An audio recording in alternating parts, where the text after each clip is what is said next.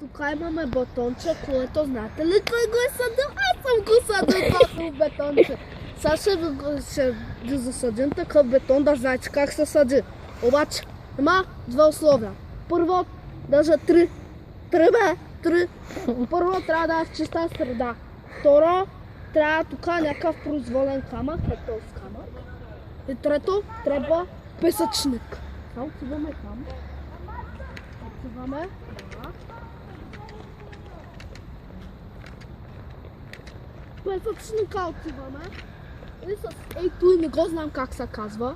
Ще изкопаем и една дупчица дълбокичка. Ама е много шибано да копаеш дупка. Затова ще спрем, ще засадим камък. Така, заравяме едно убаво. Така. Тъпчем с любов. Да. Тъпчем с любов.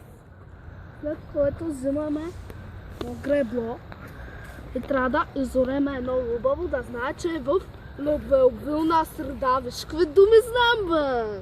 Как, бе? Така. Готово. И пак го заряваме, защото много не е надълбоко. И сега трябва да завали дъжд. Тук, както виждате, вали дъжд. То по песъчника се вижда.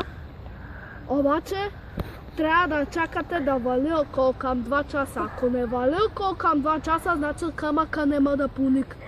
И аз така правих няколко пъти, не поникна, бе, виж, не поникна, сте си шибания песък, не поникнаха ми камъници, бе, камъници ми, бе. Дано обаче при вас да поникне.